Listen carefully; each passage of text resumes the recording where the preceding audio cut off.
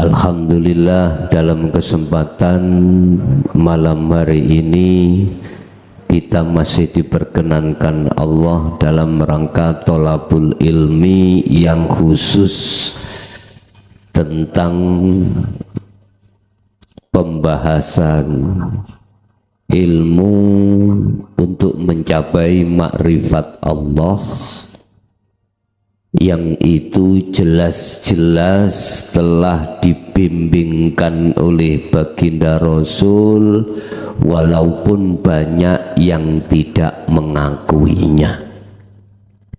Tetapi alhamdulillah pada detik ini saya akan membahas tentang cara yang sangat mudah ketika sholat itu dalam keadaan khusyuk. Cara yang sangat mudah ketika sholat itu bisa khusyuk. Atau kami akan membahas judul niku as-sholatun daimun, sholat daim, atau sholat yang langgeng. Lah, berbicara tentang sholat, di sini ada dua pandang sudut antara ahli hijab dengan ahli suhud, antara syariat dengan hakikat itu beda. Tapi tujuan substansinya sama. Atau dalam istilah lain, ada dua orang sama-sama membawa senjata. Satu bidikan sama, tapi enggak kena. Yang satu bidikan satu titik sama tapi kena. Dalam istilah lain seperti itu. Pertanyaannya, mengapa sama-sama senjatanya yang dibidik satu tujuan tapi kok enggak sama? Jadinya satu gak kena, satu kena. Apa sebabnya? Jawabannya mudah, Pak. Yang satu ini bukan perkara ahli tembak ambek mboten, sama-sama ahli tembak. Yang satu menembaknya dengan keadaan buta, yang satu menembaknya dalam keadaan tidak buta. Dalam hikam dikatakan, apakah sama orang berjalan menuju satu tujuan antara yang buta dan tidak buta? Jelas jawabannya tidak sama. Lewat surat Al-Baqarah ayat 238, Pak. Allah dawuh, hafidhu alas sholawah. Mungkin ditingali ning gini Qur'ani Al-Baqarah 238.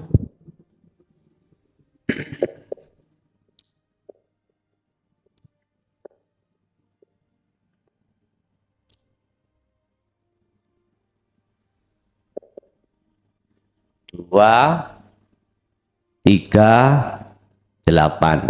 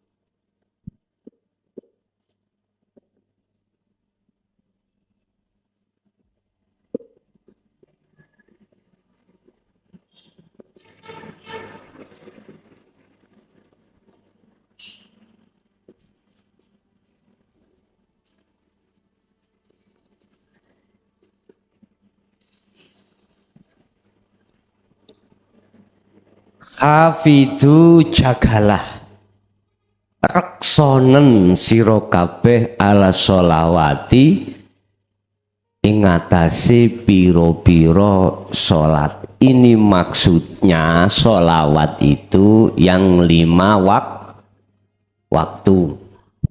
Iki bahasa syariat nggih. Was sholatil wusta. Iki nggak bisa diterjemahkan di bahasa syariat, Pak. Akhirnya khilaf. Khilaf niku beda pendapat. Wusta maksudnya itu tengah-tengah. 5 itu yang tengah adalah 3. Ada yang mengatakan maghrib. Tengah-tengah ada yang mengatakan asar. Wis macam-macam. Udah khilaf.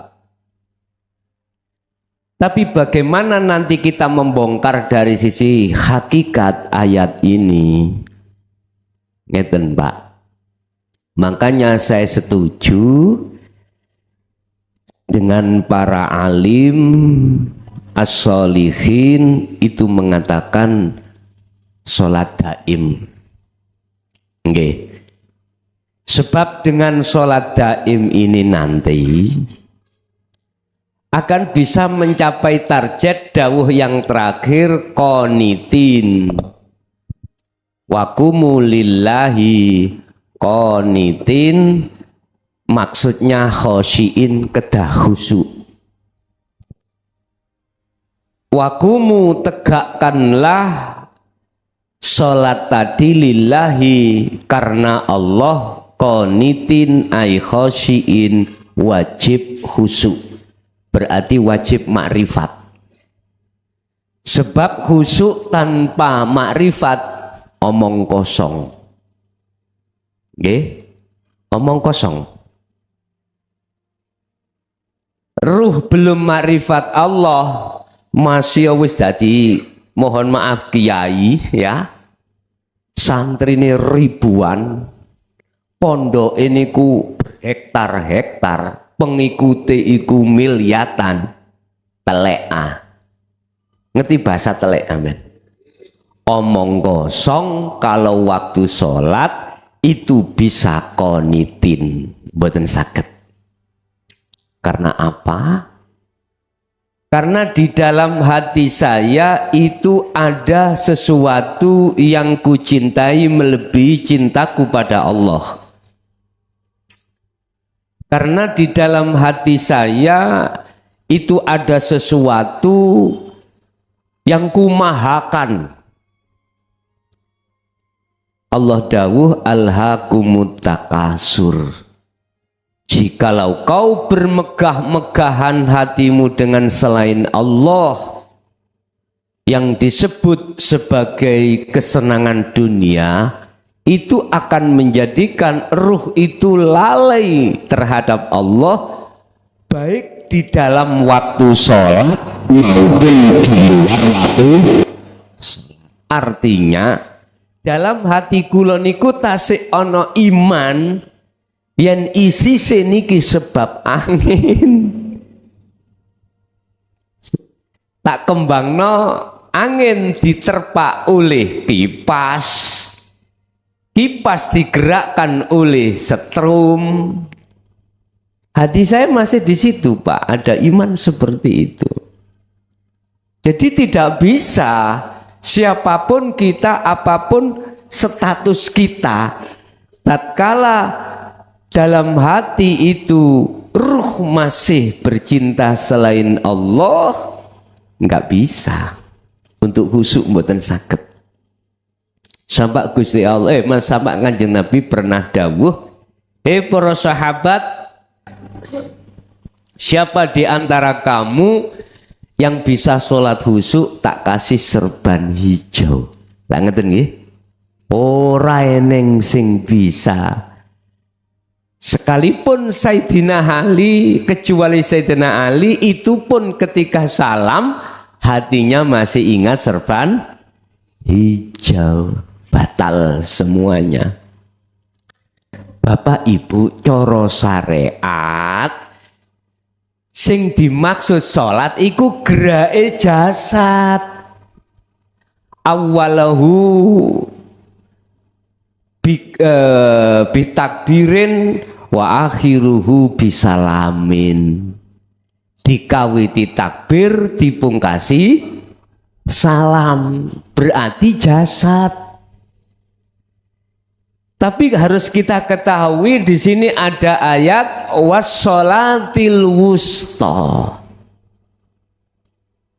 Ini baru dari sudut kacamata hakikat bisa menjawab, dan ini sepakat. Tidak ada khilaf, tidak ada. Al-wusta itu tengah, berarti maksudnya hati.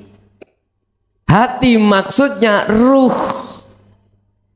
Ini bisa dikuak hanya di dalam kelas hakikat. Di kelas syariat mboten wonten, tidak ada. Makanya menjawab al-wusta itu adalah as-sholatun daimun, sholat sing langgeng. Berarti sholat yang dilakukan si roh, bukan si jasad. Bukan. Nek si jasad ya iku mang 5 waktu kuwi. Nek si ruh iki sholatnya tarkib, definisinya sholat mungguh hakikat yang dilakukan oleh ruh adalah biliqo illah. Di sini Quran jawab biliqo illah. Tetemune roh terhadap Allah. Iku sing kula maksud adalah makrifat niki, Pak.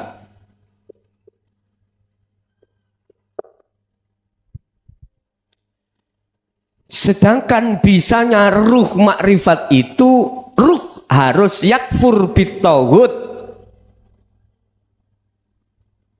harus keluar dari penjaranya hawa nafsu. Kalau belum keluar dari penjaranya hawa nafsu, nggak bisa, Pak. Tidak bisa.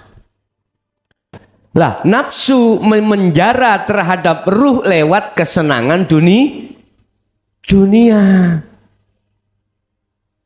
Ruh dikatakan terpenjara manakala ruh berkasih mesra dengan selain Allah. Tatkala ruh sudah berkasih mesra dengan kesenangan duniawiyah, tandanya ruh itu punya iman bahwasanya sing mabur-mabur miber niki lawa. Hati duweni keyakinan yang punya gerak, punya af'al itu kelelawar. Yang niku shotingen lah kelelawar di pasyan. Ya, wis jelas nggih. Tapi sadar atau tidak sadar hati sampean, siapa di dalam dan di luar kelelawar itu? Ayo. Allah jelas hidup. Wal awwalu wal akhiru wadzahiru wal batinu. Tanpa hidup di situ bisa tah kelelawar iku mabur? Ora iso. Wong iku laksana al-a'mal suwarun qaimatun. Iku laksana patung, Pak. Patung iku manakala tidak dikasih, tidak ada hidup di situ, patung itu pasti akan nggak bisa gerak. Ya Allah ngkei ayat seperti ini. Pertanyaannya, iman sampai ini kemana? Ke makhluk kelelawar itu atau ke hidup? Karungoten mestinya harus ke hidup. Bayu kak mari-mari gitu terus noleh mibur terus nih aku penak ora usah golek ayat kuwi. Bapak Ibu hadirin jamaah rahimakumullah. Kedua, kita tidak akan pernah mau kalau nyun sewu, ruh itu bersenang-senang di dalam kunjorone nafsu. Kita tidak akan pernah mau ketika saat Allah mendatangkan ajaran dinul haq dari Rasulullah, pasti ditolak. Karena apa? Jelas ajaran di syariat itu, mohon maaf, dia menolak, bertolak belakang dengan ajaran hakikat. Ajaran syariat di situ jenengan kali kula disuruh beriman terhadap selain Allah karena menggunakan akal logika. Pandangannya memandang dari sisi makhluk. Kalau ajaran dinul haq justru hanya pada Allah iman itu, pandangannya terhadap hidup yang berperan dan segala-galanya. Kembali kepada as-sholatun daimun atau sholat wusta. Wusta itu tengah, Pak. Makna murate tengah, berarti di dalam dada. Iki lho sing dimaksud hati. Ada sholatnya hati, maksudnya sholatnya ruh. Sedangkan definisi sholat di pandangan ruh itu yang dilakukan biliko illah.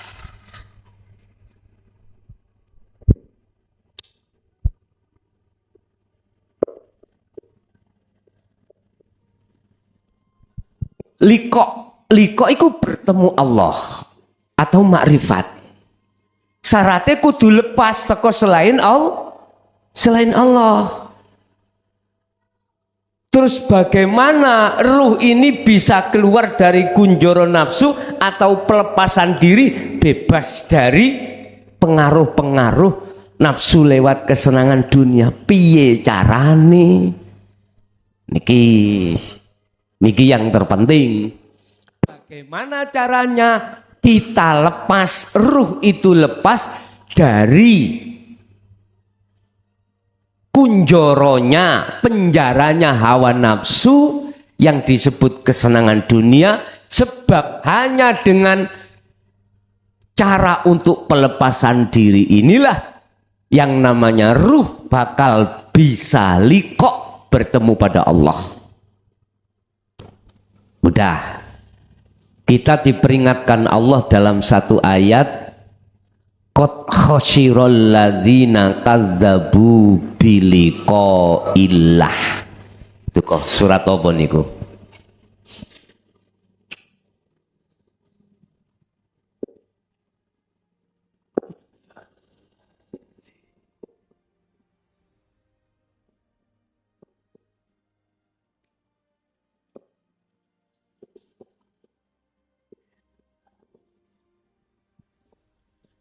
Sungguh merugi, sungguh celaka bagi orang-orang yang mendustakan pertemuan terhadap Allah.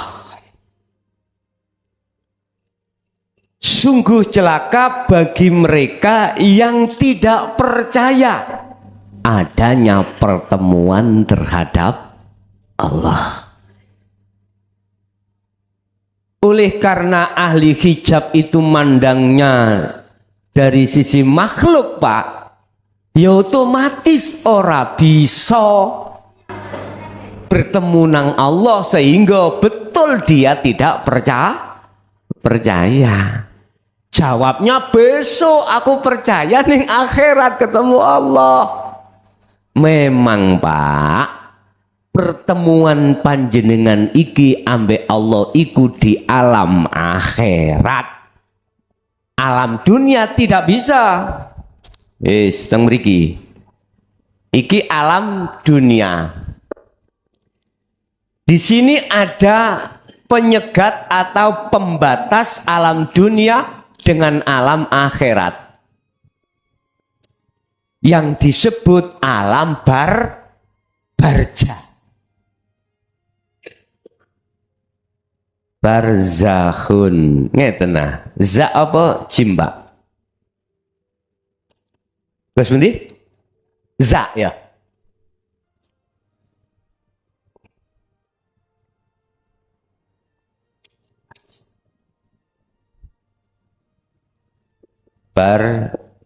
Barzakhan, barzakhun, barzakhan. Niki alami Pak. Alam di mana ketika ruh dimasukkan alam itu, dia tidak akan pernah bisa kembali ke dunia dan tidak bisa ke akhirat sebelum ila yaumi yub'atsun, sebelum hari kiamat, hari kebangkitan. Wa min waraihim barzakhun ila yaumi yub'atsun. Teng mriku. Udah. Memang tidak akan bisa bertemu namanya ruh itu terhadap Allah manakala di dunia. Tetapi kalau kita sudah masuk di ranah hukum hakikat, maka dunia jadi akhirat. Dunia jadi akhirat manakala barzakhun iki pun boten enten. Iki lak dinding toh Pak. Niki dinding pembatas antara dunia dan akhirat. Oleh karena dunia di dalam hati panjenengan sudah lebur, penutup pembatas yang disebut syahwatud dunia dalam hati jenengan sudah tiada, maka barzahnya sudah tidak ada. Maka otomatis dunia dalam segi zahir ada, tapi dunia dari segi batin jenengan sudah tidak ada. La maujudan illallah. Nah di situ. Dunia bagi orang lain masih ada, tapi dunia bagi ahli syuhud sudah tidak ada. Berarti sudah di akhirat. Pertanyaannya, beliau-beliau ini besok kalau meninggal, apakah beliau itu juga dimasukkan dalam alam barzah? Tidak, karena di dunia barzahnya sudah tiada. Mengacu pada ayat apa? Mengacu pada ayat barang siapa saat di dunia ya hatinya nek cara ayate wonten mafhum mukhalafai, di dunia masih gelap pada Allah, buta pada Allah, di akhirat pun juga buta. Berarti kebalikannya, barang siapa saat di dunia sudah tidak buta pada Allah, maka di akhirat pun tidak buta. Nek ayatnya mengatakan mangkana fi hadhihi a'ma fahuwa fil akhirati a'ma wa adallu sabila. Tapi kebalikan ayat itu dalam Al-Quran disebut mafhum mukhalafah, disebut arti kebalikan. Kebalikannya buta berarti tidak buta. Jelas wis. Bapak Ibu hadirin, kembali kepada sholat wusta. Berarti itulah sholatnya ruh. Tadi tarkibnya pertemuan ruh terhadap Allah. Lah pertemuannya ruh pada Allah itu tidak hanya di dalam sholawat, tidak hanya.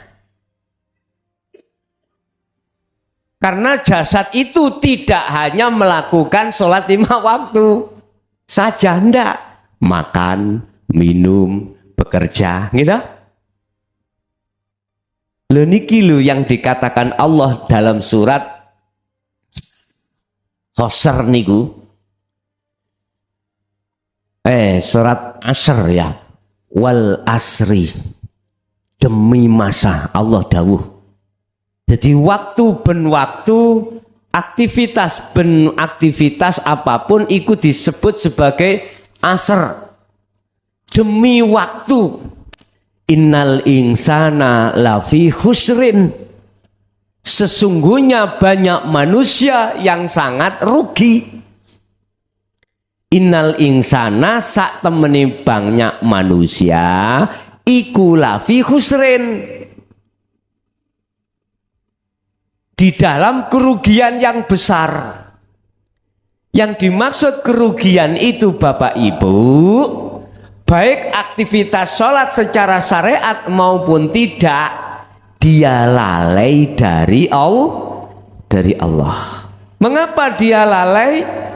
Karena dia hatinya terkunjoro, terbarzah dengan duniawiyah. Alhaakumut takasur hatta zurtumul maqabir. Hal itu sampai mati. Sampai Allah mengatakan kalla saufa ta'lamun summa kalla saufa ta'lamun. 2 kali Pak dikatakan. Cung, jangan begitu Cung. Le, jangan begitu. Janganlah kau seperti itu. Itu Allah tahu. Jangan lalaikan aku, lalaimu sebab bermegah-megahan hatimu dengan kesenangan dunia. Hati lo Pak, bukan jasad lo nggih. Ruh, mbun salah paham sampean. Kok ngaji teko kene gak oleh nyenengin dunya, anak bojo ditinggal. Semua bukan itu maksudnya. Wis.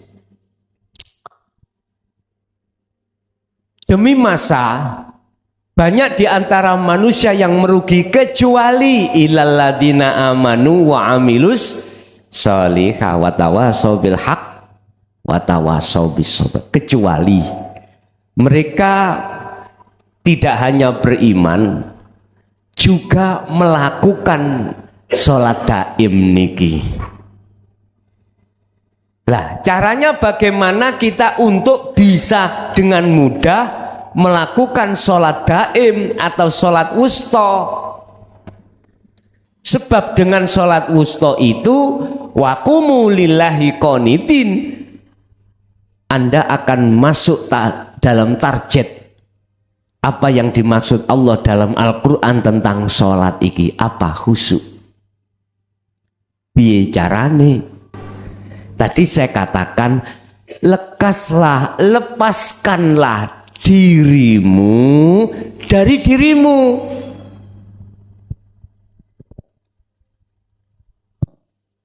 Satu, lepaskanlah dirimu dari dirimu. Wah itu piye iki? Ini Pak sing kula maksud jenengan keluar dari penjaranya hawa nafsu. Nafsu memenjara kita dengan kesenangan dunia itu sehingga kita itu mengakui selain Allah itu. Akhirnya hati beriman, keakuan keegoan kita itulah yang dimaksud yang membelenggu pada diri kita masing-masing. Kok gak aku sing ngaji ngono. Lah ya. Gak iso mbuka awakmu. Wong aku ono sing wani mbuka Pak delok-delok jagat edan sampai jagat kulon. Gak ono sing wani mbuka. Nek gak aku mulai. Iki tentang ilmu hakikat, apa maneh ilmu syariat. Tambah nemen, jadi keegoan kita itulah yang membelenggu pada diri kita.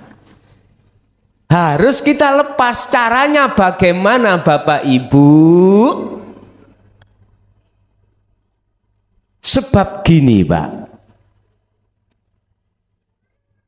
kita mengakui atau ego yang masih ada pada diri kita karena kita itu masih berkeyakinan selain Allah itu ada, selain hidup itu ada. Olehnya kita mengatakan ada memakai dalil akli. Contoh, wis meja ada akal. Akal bicara adanya sebab yang mengadakan. dunia dan seisinya, akal mengatakan ada. Ya wujud, tampak, bisa diraba, bisa dilihat dengan fisik ini. Akal, Pak. Cuman dia tidak bisa masuk terhadap yang mengadakan. Hanya beriman, aku yakin ada yang mengadakan.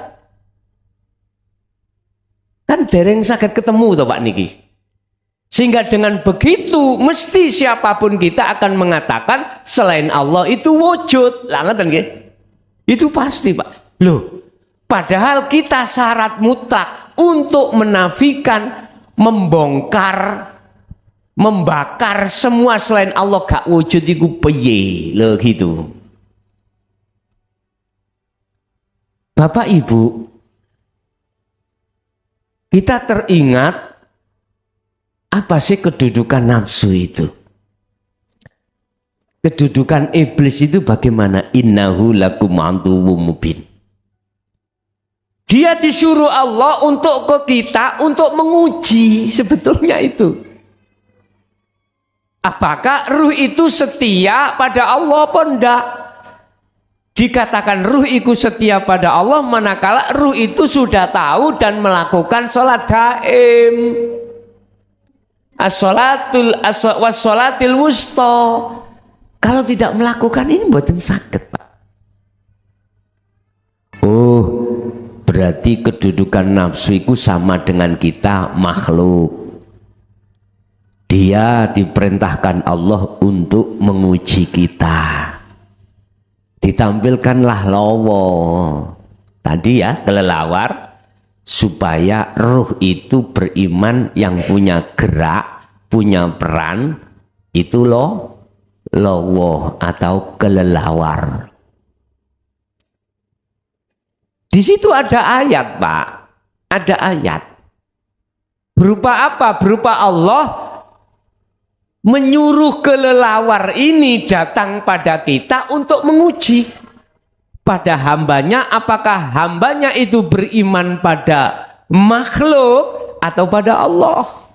Hanya di situ. Bagi ahli hijab tidak bisa, Pak, beriman pada Allah. Pasti beriman itu geraknya kelelawar. Tapi bagi ahli zuhud, panjenengan bisa mengatakan imannya itu pada hidup atau Allah. Berarti gambar kelelawar bagi ahli zuhud itu sudah tiada. Berarti beliau di alam akhirat. Walaupun jasadnya masih di dunia. Ij'alu ad-dunya, dadekno sira alam dunya iku dadi alam akhirat. Niki yang kami maksud sebagai alam kelanggengan. Alam yang sudah tidak ada batas. Kalau dunia itu alam pembatasan. Terus caranya kita menafikan, menghanguskan, membakar wujudnya selain Allah yang ada di dalam hati bagaimana? Mung sederhana. Makanya tadi saya katakan cara dengan mudah sholat khusyuk. Niki sing sampean pegang. Niki lho substansinya wonten mriki. Lewat surat Al-Ahzab. Di situ dikatakan ya ayyuhalladzina amanu dzkurullaha dzikron kasiron. Wahai orang-orang yang beriman, iman iki maksudnya sudah menerima ajaran dinul haq, Pak. Jadi maksudnya amanu subjeknya itu orang-orang yang hatinya sudah menerima ajaran Allah di jalur hakikat. Iki maksudnya amanu. Nah, orang-orang yang hatinya belum bisa menerima ajaran dinul haq disebabkan karena bersenang-senang hatinya terhadap selain Allah, itu mboten masuk amanu.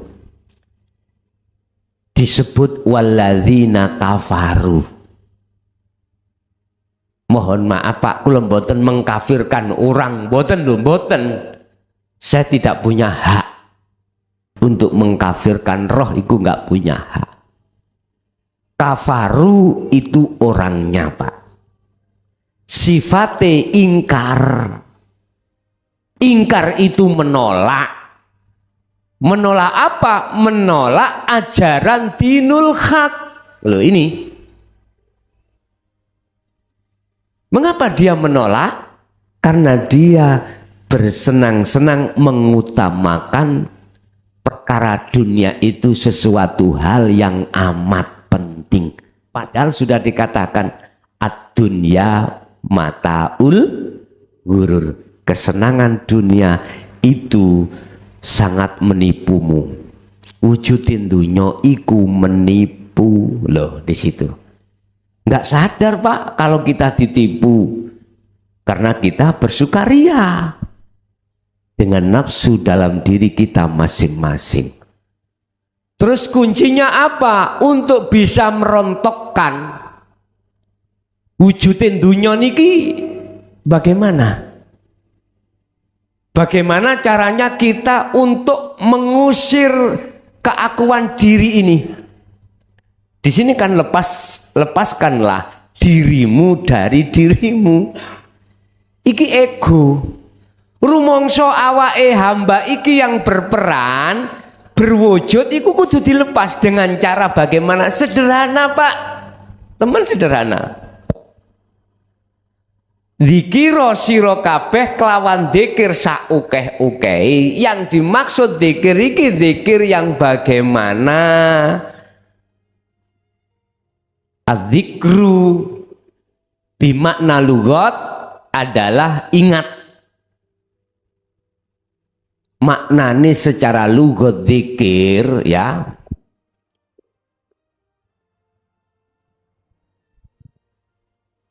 adalah dal apa zal Pak dzikir niku. Sinten sing ingat? Masalahnya ono zakar, ono dal ya, rasa kula dal nggih. Nek zal iku maknane beda pun. Wong lanang nek zal. Wis. Dal apa dal? Dal nggih. Oke. Zikir iku ingat. Afdalu dzikri fa'lam annahu la ilaha illallah. Iku zikirnya ahli hijab. Masih memandang masih bersukaria dengan nama, kenali si nama la ilaha illallah. Habis itu diteruskan la ilaha illahua. Iki ning Quran lho Pak, 4 tahap tauhid iki wonten mriku. Habis la ilaha illallah, tidak ada Tuhan selain Allah, berarti wujudnya gak ngerti si namane. Diteruskan la ilaha illahua, tidak ada Tuhan kecuali dia. Dia berarti jauh Pak. Kalau kita mengatakan dia itu jauh. Jauh. Oke. Kudu diteruskan la ilaha illa anta. Tidak ada Tuhan kecuali jenengan. Berarti dekat. Anda jenengan itu di depan. Iki namanya muraqabah. Merasa di dalam hati kalau Allah itu selalu melihat kita. Tapi belum tahu Allah. Belum ketemu. Belum dikatakan bertemu. Tapi hati sudah merasa bahwasanya semua ini yang mengendalikan Allah. Berarti Allah dekat. Kalau bahasa dekat itu masih ada jarak Pak. Ada 2, ada yang merasa, ada yang dirasa. dirasakan. Terus bagaimana antara yang merasakan dan yang dirasakan itu nggak ada bedanya. Ilaihi annahu la ilaha illa anta. Harus dugi anta. Yoniki wahyu substansinya atau inti daripada wahyu para rasul yang diberikan Allah.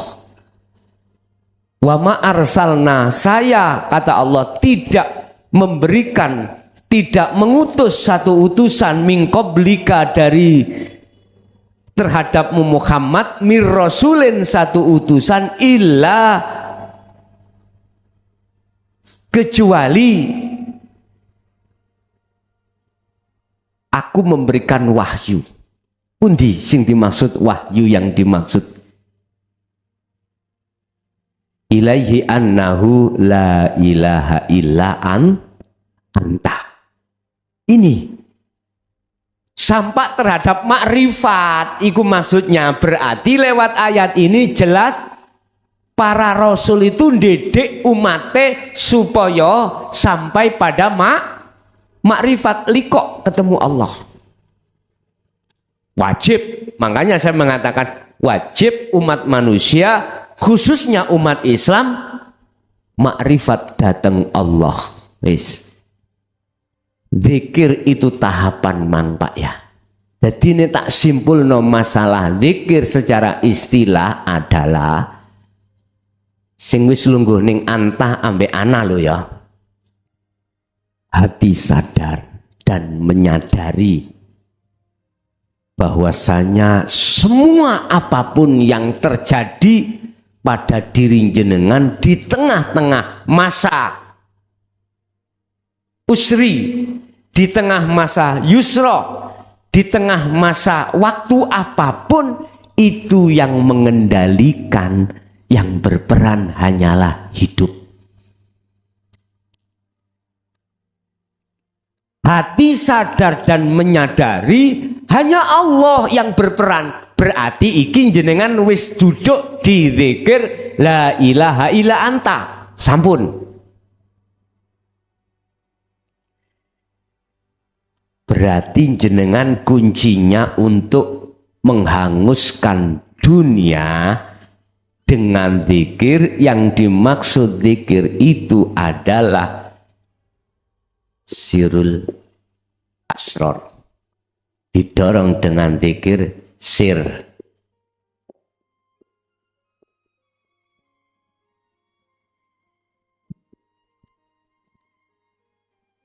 Lewat nafas, lewat hati, wadkur isma. Dikira sira Muhammad isma rabbika, kelawan menyebut nama Tuhanmu. Tuhanmu siapa? Allah. Wong Islam. Wis ikuti. Berarti keluar masuknya nafas harus dibarengi zikir ismu. Tapi bukan ini yang sebagai pemerontok syahwat dunia.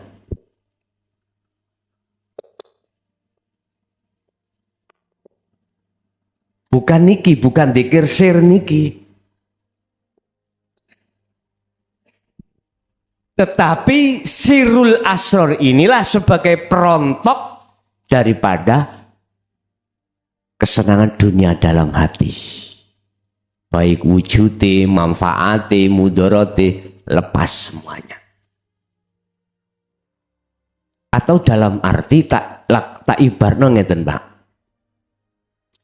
Jenengan anane ruangan iki padang kan nontok lampu Pak nggih. Sinar yang ada di lampu niki. Itu laksana dzikir sir. Duduknya tauhid la ilaha illa anta. Tetapi kalau duduk nasirul asror, Bukan ini, tapi setrum yang tidak kau perhatikan tadinya itu. Anda harus menyatu pada setrum, bukan sinar pada lampu ini. Nah terus bagaimana? Ya gini, tolong setiap saat dan waktu hati panjenengan harus melakukan dzikir sir dan sirul asror. Pun niku tok.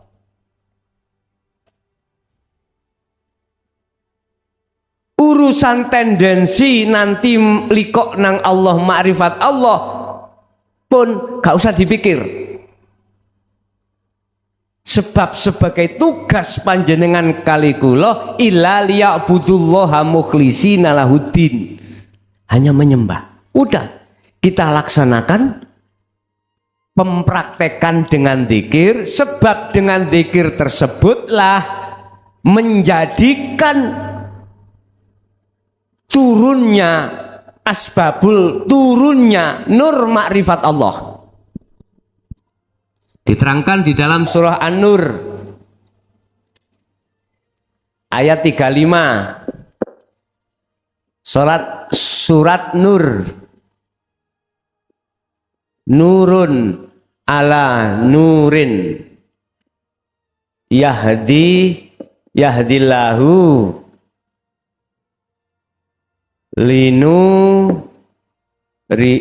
linurihi, nurun ala nurin yahdillahi linurihi mayyasa.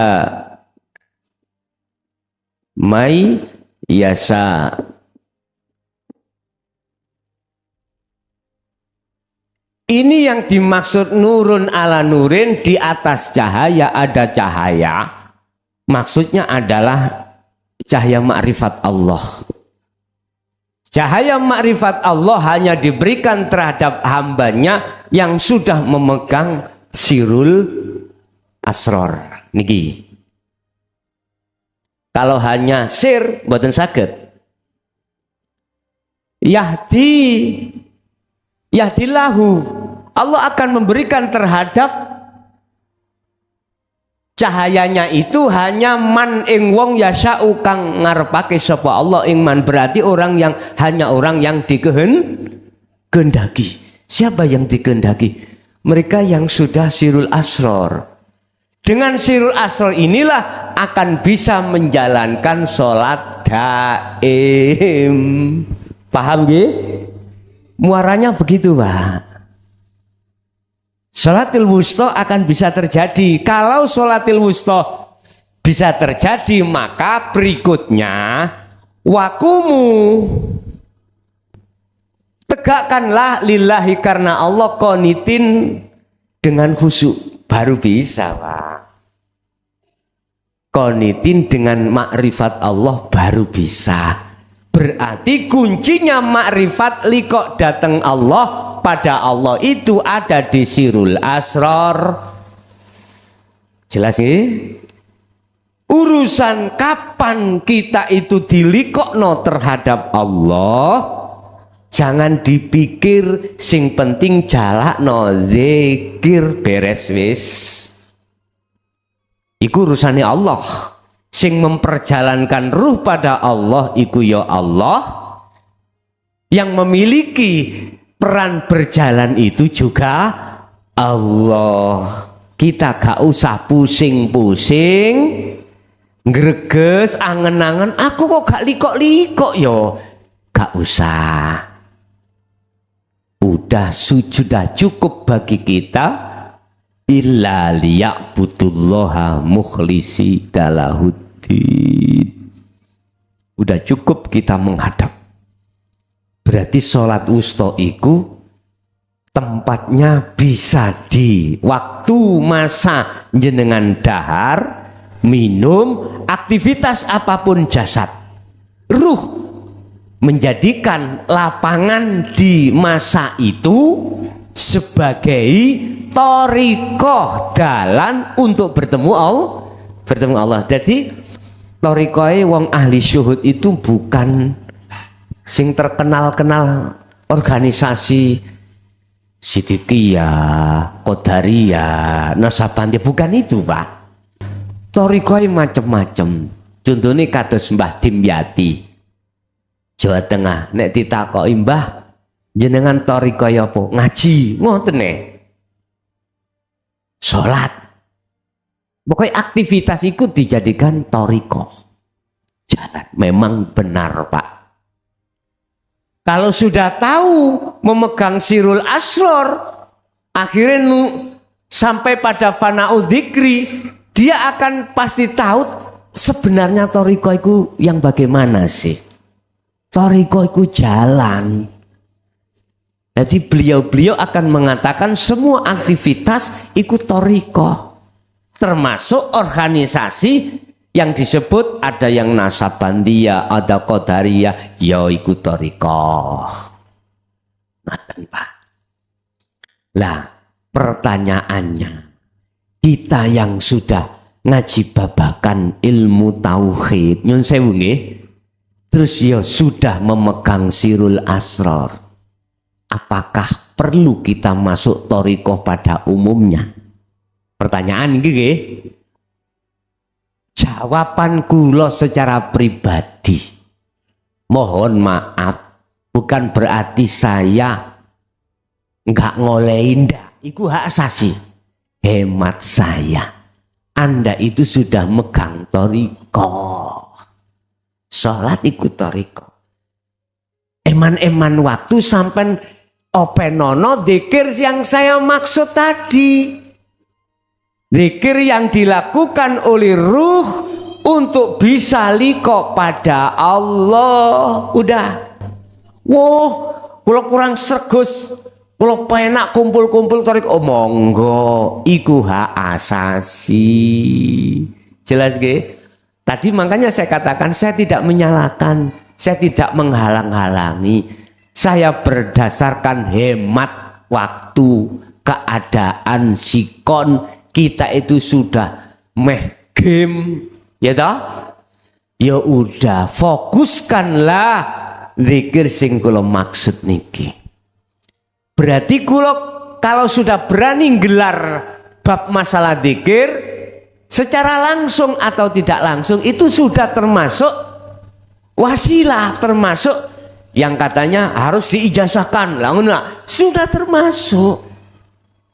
Jenengan yang ada di luar sana lewat streaming YouTube sudah sama dengan yang di sini.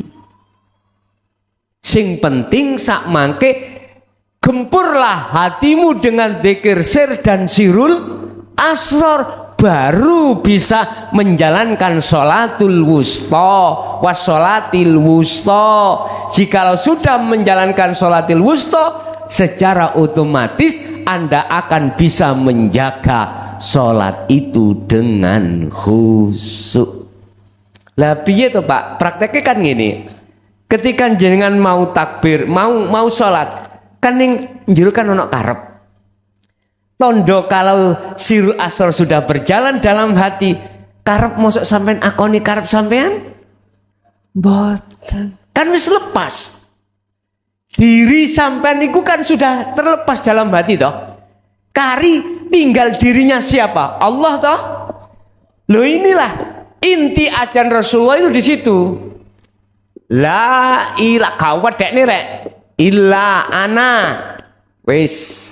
Tapi di dalam ayat ini ono teruse fa budun niki singgarano kula ngejer. Didikan Muhammad umatmu itu sampah ana, tidak ada Tuhan kecuali aku. Berarti sampah substansinya harus sampah makrifat. Bisanya makrifat kudu menjalankan ini. Bisanya kita sholatil wusta, sholat daim harus memegang sirul asror. Sebab kelawan hanya dengan kelawan dzikir sirul asror lah yang menekan ruh ini tidak beriman terhadap selain Allah. Nggih mohon maaf, akhirnya jenengan mengke bahasan jero ngomong sing jabut nyawa itu duduk malaikat tapi Gusti itu nanti. Terus bagaimana ini kalau kita tarik ke syariat? Gak tabrak ana. ngene, tabrakan gak tabrakan iku terserah jenengan. Iku iso jadi tabrakan manakala bahasa dalam jenengan keluar no. Itu nanti tidak akan menjadi tabrakan manakala bahasa njobo sampean ucapkan tetap malaikat, tapi iman sampean iki Allah wis gak tabrakan. Nggak tabrakan. Khusus bagi jenengan terhadap yang lain nggak tabrakan pun. Apa fa'budun? Niki kalame kalam perintah lho Pak.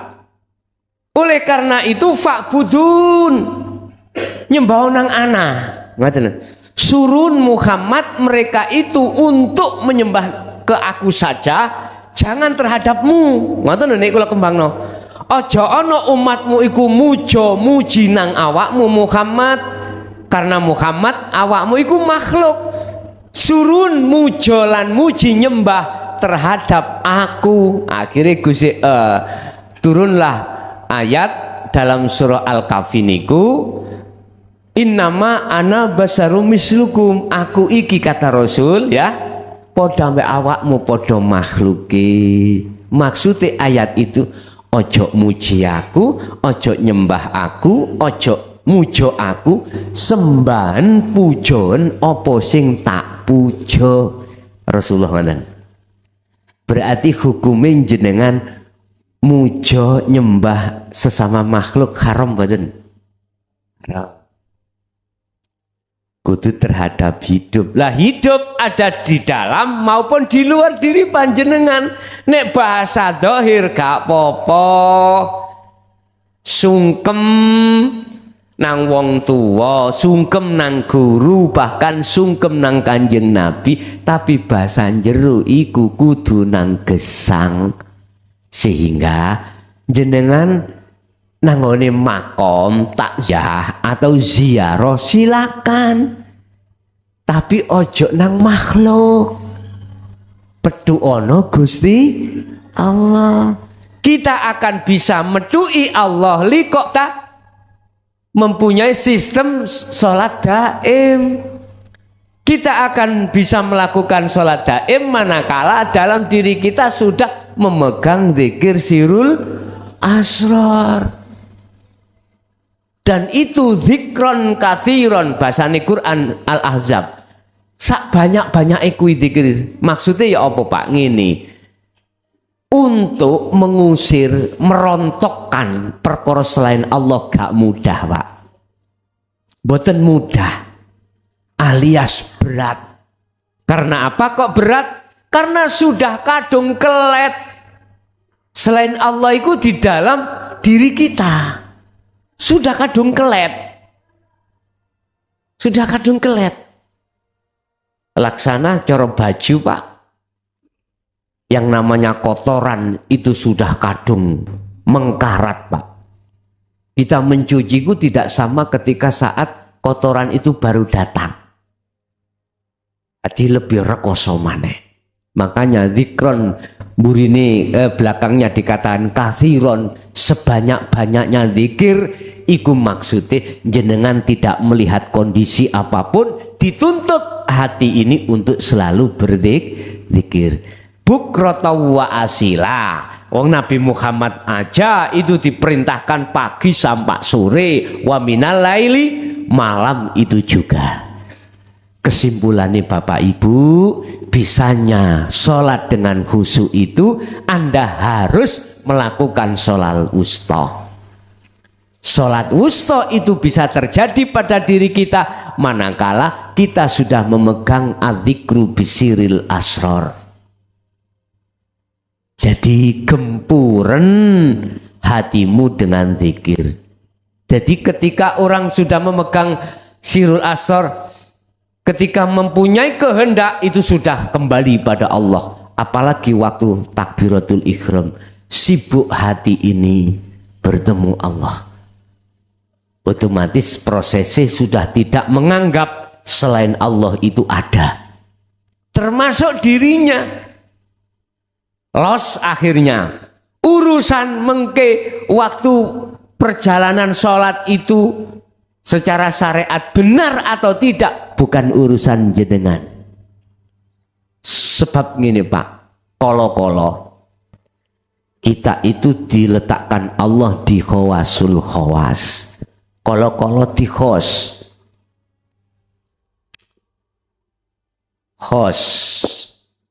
atau khawasul khawas. Kalau diletakkan di khawasul khawas, penak Pak. Akal sambung dengan aturan syariat, walaupun hati tidak sambung terhadap aturan syariat, sebab hanya sambung pada aturan hakikat, yaitu makrifat Allah. Iki kalau dijadikan imam, jalan Pak. Tapi kalau kita diletakkan di khos, beda. Isa uga mari rukuk jenengan langsung sujud. Lah. Nggih Pak, langsung sujud. Tapi gak ngerti sampean. Mboten ngerti. Kolo-kolo seperti Mbah Ut ya. Sedarjo, Pagerwojo. Enak-enak sholat dicoplok sarunge. Sih coba. Terus bundi. Rusak enggak aturan syariat? Bingung makmum sing durung ana kuno, tapi bagi beliau enggak apa-apa, tapi bagi kita apa-apa belian, karena kita belum ada di situ. Sing jelas hal yang seperti itu di khos atau khawasul khawas jangan dipikir iku urusane Gusti. Sing penting bagaimana panjenengan waktu sholat itu sudah meniadakan selain Allah. Udah beres pun. Caranya dengan dzikir sirul asr niki. Bimbingannya dzikir sirul asr itu kan pertama jenengan iki sudah tidak beriman selain Allah yang jenengan rasakan. Alias sampai hanya merasakan kehadiran Allah dalam hati panjenengan. Baik melalui di depan, di kiri dan lain sebagainya. Proses niku sebagai proses penghancuran selain Allah. Nanti kalau sudah duduk di Ainul Basiro, yo tidak ada lor, kidul, etan, kulon. Wis mboten enten sebutan ngoten niku. Lah terus mungkin nek salate ngadep pas ngadep ngalor ya apa? Misale, lho gak ono lor kok ya apa sih awakmu iku? Monggo dheweke lor ya enggak ada, kidul ya enggak ada. Kilen etan dukur nisor sudah tidak ada, bagi dia nggak ada, bagi dia nggak ada masalah, bagi kita yang bermasalah sebab selain Allah masih ada. Lah mengapa kita bermasalah? Karena kita masih mempermasalahkan selain Allah. Loh di sini loh persoalannya. Bagaimana kita tidak mempersoalkan selain Allah? Yo tiadakan selain Allah dalam diri kita. Bahasane ngoten, Pak. Hanya dengan cara wis terusno ati iku setiap detik berzikir niki. Urusan dadine kaya apa wis gak usah dipetung wis. Makanya ahli syuhud itu Pak, mosok mitung ganjaran nak mboten ta? Ganjarane gak dipitung, surga gak dipitung, apa maneh daharane fisik, ombenane fisik ora dipitung. Sing penting illa liya'budullah, hati bertemu Allah. Jadi dengan mudah caranya kita sholat yang khusyuk. Saya ulangi, harus wassolatil wusta, sholat daim iki. Itu bisa terjadi pada hati panjenengan manakala jenengan iki ngasto sudah memegang adzikru bisiril asror. Makanya malam ini atau dulu-dulunya walaupun saya tidak secara lugot tak ijazahno iki nang awakmu, iku wis otomatis. Sudah otomatis bawalah zikir ini sebagai cara untuk kita sholat dengan khusyuk. Bisa Pak. Mudah atau Pak nggih? Mudah bagi panjenengan.